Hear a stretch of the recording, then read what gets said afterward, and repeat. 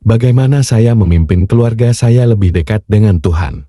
Ini adalah pertanyaan refleksi untuk hari ini. Holy Spirit, make my heart open to the Word of God.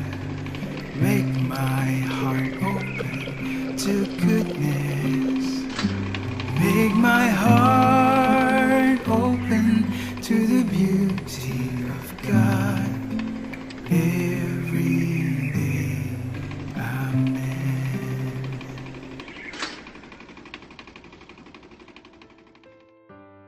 Apakah Anda tahu kisah hidup Santo Andre Bessette? Santo Andre Bessette adalah orang suci yang berbicara melalui tindakan. Beberapa orang membagikan iman mereka dengan kata-kata. Orang lain membiarkan hidup mereka yang berbicara. Andre Bessette adalah salah satu dari mereka. Lahir dalam kemiskinan dan kondisi yang lemah pada tahun 1845.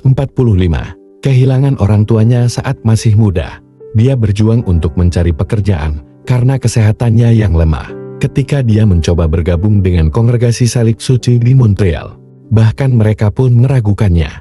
Apa yang bisa dilakukan oleh seorang pria yang rapuh dan tidak berpendidikan dalam sebuah ordo pengajaran? Namun, pastor parokinya menulis sebuah catatan sederhana. Saya mengirimkan kepadamu seorang santo. Para saudara akhirnya menerimanya, tetapi hanya sebagai seorang porter, seseorang yang bertugas membuka pintu. Dan itulah yang dia lakukan selama 40 tahun. Pada awalnya Andre hanya menyambut tamu, tetapi orang-orang segera menyadari sesuatu yang berbeda tentang dirinya. Dia mendengarkan, dia berdoa. Dia memiliki iman yang mendalam kepada Santo Yosef. Dia berdoa untuk orang sakit. Beberapa disembuhkan. Kabar pun menyebar, semakin banyak orang datang, bukan untuk sekolah, tetapi untuk saudara yang rendah hati di pintu. Orang sakit, yang menderita, yang putus asa, mereka semua menginginkan doanya. Atasannya merasa gelisah. Beberapa menuduhnya sebagai penipu, tetapi Andre tidak pernah mengklaim telah menyembuhkan siapapun. Dia hanya mengarahkan mereka kepada Santo Yusuf dan Yesus. Pergilah kepada Yusuf. Dengan begitu banyak orang yang datang kepadanya, dia bermimpi sebuah kapel yang didedikasikan untuk Santo Yusuf. Dia tidak memiliki uang, jadi dia mulai menjual potongan rambutnya seharga 5 sen. Sedikit demi sedikit, sebuah kapel kecil dibangun. Kapel itu kemudian berkembang menjadi sebuah basilika besar, Oratorium Santo Yosef di Montreal, di mana jutaan orang masih datang untuk berdoa hingga hari ini. Ketika dia meninggal pada tahun 1937, lebih dari 1 juta orang dalam cuaca dingin memberikan penghormatan terakhir. Mereka tahu bahwa mereka telah bertemu dengan seseorang yang suci, seorang pria beriman yang menunjukkan kasih Tuhan melalui tindakan sederhana berupa doa dan kebaikan. Seperti Santo Yosef, Andre tidak membutuhkan banyak kata.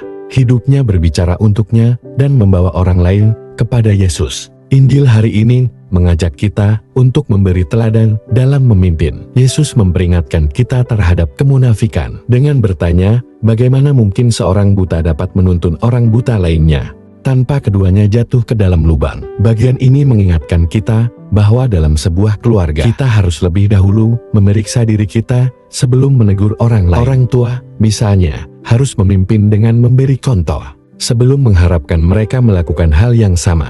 Jika sebuah rumah tangga dipenuhi dengan kasih dan pengertian, itu akan menghasilkan buah yang baik. Namun, jika anggota keluarga cepat menghakimi, menyimpan dendam, atau berbicara dengan kasar, maka negativitas akan berakar dan memengaruhi semua orang. Perubahan sejati dimulai dari dalam setiap orang, dengan berfokus pada pertumbuhan kita sendiri dalam iman dan karakter. Dengan berfokus pada pertumbuhan kita sendiri dalam iman dan karakter, marilah kita berdoa. Dalam nama Bapa dan Putra dan Roh Kudus, amin. Tuhan Yesus, syukur karena mengasihi kami tanpa syarat, karena menderita mati di atas kayu salib, karena kebangkitan dan kenaikan. Ampunilah kami yang Tuhan, karena kami gagal untuk memberi contoh.